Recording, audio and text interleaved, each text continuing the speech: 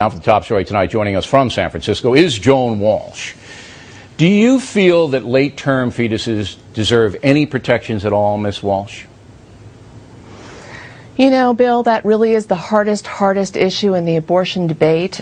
They make up 1% of all abortions. And certainly there are abuses, but the vast majority of that 1% happen to be women who were either diagnosed with breast cancer, very late stage, have to choose between their baby and chemotherapy. That young girl's story was really tragic, but I've also read the story of a 9-year-old who was raped by her stepfather, who didn't know she was pregnant until very late, and women who found out late in their pregnancies, tragically, that their babies really would die in a matter of days. They would be subject to surgery, et cetera, et cetera. So well, all of that, if they find that out, all of that is can be taken care of in many hospitals. The Supreme Court, as you know, has ruled, even in states that outlaw late-term abortion, if the mother's health is in catastrophic danger, abortion can take place right, anywhere. And that is the great majority of these abortions, This Tiller thing is bogus, and I believe you know it. If you don't, I'm going to play another soundbite that should prove it to you. You're wrong, first of all, and to attack me and call me vile and the other names that you've called me on your website is unconscionable. But let me stick to this Tiller thing. 60,000 abortions, according to the Washington Times. The man charged $6,000 each, became a millionaire doing it.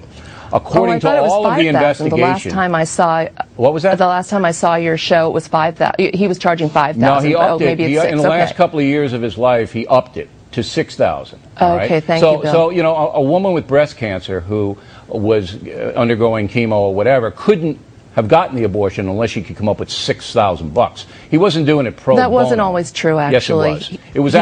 It was actually almost 100% true, because you haven't seen. Ms. Walsh, have you seen Bill, the investigative documents? We have different. No. It isn't a matter of difference. It's a matter of facts. Have you seen the investigative documents the state of Kansas put together against Tiller? Have you, madam? I have skimmed them. You have skimmed them? I have skimmed them. Well, if you have skimmed them, and it's shocking to me that you wouldn't read them if you're going to accuse somebody like me of being a vile accomplice to murder, that you wouldn't read them. But if you skim them... I said you were vile. Yeah. I did. I did not accuse you of being an accomplice to murder. So let's be really clear about our language here, Bill. I'm vile because I'm looking out for late-term fetuses who you believe have no rights at all. Now, I asked you in the first question, do you believe late-term fetuses should have any protections in the United States at all? Do you? I believe that late-term abortion, under the current circumstances, to save the life of the mother, save the life of the mother, nobody's arguing with. Tiller was aborting late-term fetuses for casual reasons. That's what he was doing. I really haven't seen any evidence of that, Bill. All right, hold it, Ms.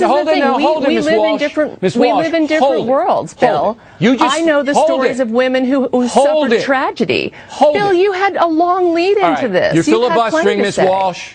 Stop talking. You just said you haven't seen any evidence of that, okay? Here's a tape from Dr. Paul McHugh, head of the psychiatric school at Johns Hopkins University, madam. Roll it. I didn't think that those records supported the idea that these women were likely to suffer a substantial and irreversible impairment. They highlighted certain kinds of things which, out of context, were hard, of course, to appreciate, but were sometimes of a most trivial sort, from saying that I won't be able to go to concerts or I won't be able to take part in sports, to more serious ones, such as I don't want to give my child up for adoption. Your reaction?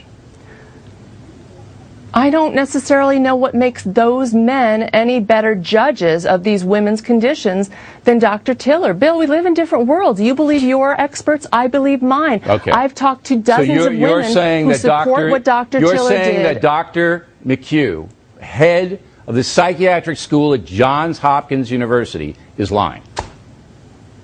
I didn't say he's lying. I'm not sure what he's looking at, and I'm not sure what makes him more qualified just what makes from him looking more at records qualified is that than he's head of one of the most prestigious psychiatric schools, and he's retired now. But he's in the United States. But he's reading from records. But he's reading from records. He did his own investigation. He did his own investigation based upon the testimony that was given to the Kansas authorities. Look, all right, I'm going to take a break. Bill, we'll he calm was down a little acquitted bit. of everything he was ever accused of. It's the same what argument. he did was legal. Joan, that's right. What he did was legal. I've asked you two questions. Do the fetuses at late term have any protections? You haven't answered it. You're right. What he did was legal, but it was wrong. And it was brutal. And you, because of your ideology, won't acknowledge it. Now, I'm going to take a deep breath. You take a deep breath. We're going to bring Miss Walsh back, give her more of a say. Continuing now with our lead story, the far left on the attack. Rejoining us from San Francisco, the editor of Salon.com, Joan Walsh. Now, I'm going to ask you once again, third time, do you believe late-term fetuses are entitled to any protections in the United States of America? I believe the law should be what it is, Bill, and I believe so 37 states ban the procedure, and you're okay with those 37 states banning it?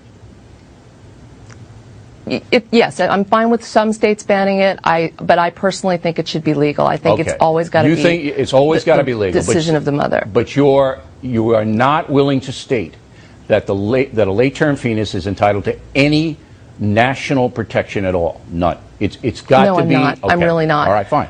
But the issue here, you know, Bill, there are honest. a lot of things that are legal in this country that people are very upset about. There are people who think guns should be abolished. I'm not one of them, but let's just take that as an example. We're not going to take that as an example. Now, we have more important things to talk about. Would it be okay for those people to go crusade against gun dealers and put their pictures up and call them baby killers and say they have blood on their hands and picket their Joan, stores? Look, you that's can make any that's theoretical a legal argument right you want. that many people think should not be. Joan, you need to change the laws. You don't need to crusade like a vigilante against somebody performing a legal medical procedure. Everything and that's what you reported did. is absolutely true.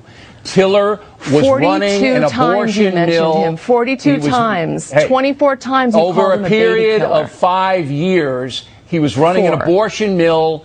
Everybody in Kansas knows illegal it. And facility. you don't care. You don't care. He was running a legal facility. You know who has blood on their hands? You.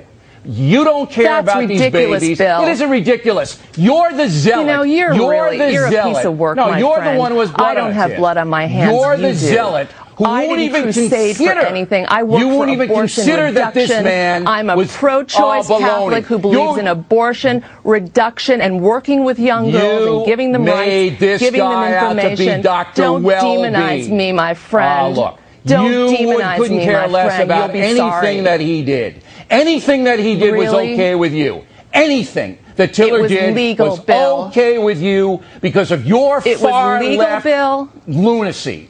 Anything he did was okay with you. Am I going to get to talk here, or will I always have to talk over you? No. I ask you the question, you don't answer it, you want to talk about gun control. You're asking me one question over and over and over again. You don't believe in any protections at all, and you think Tiller is Dr. Welby. What he did was legal. And I didn't say he's Dr. Welby, but yes, I know women who consider him a hero, Bill. Yeah, that is the divide in our society. You do too. You think he's a hero. You know what? I do. I know. There you go. I do consider him a hero. Thank you. And look, Bill, you crusaded against him. You crusaded against him. He had been shot twice and I'm already. Sorry about his that. His clinic had been exploded. I'm sorry about his clinic that. Had been attacked, but my constitutional right says vandalized. I can say what I say. You say what you say. As vile as you say it, you can say it. And I would never condemn you for saying it. You are misguided. You have blood on your hands because you portray this man as a hero when he killed late-term babies. And you for routinely attack. Reasons. You routinely attack people on the left. Jane Ann Garofalo, Michael Moore, who you think their rhetoric leads to, potentially to violence. It never has led to one act of violence. But you've already driven that crazy guy in Knoxville last year who read your writings and then went and shot up a church and shot liberals. That's already happened once, and you don't feel any responsibility at all now that it's happened a second time, Bill? Talk Ms. about Walsh, blood on your hands. I appreciate you coming on a program. I think everybody knows exactly where you're coming from. Directly ahead, Governor Palin on the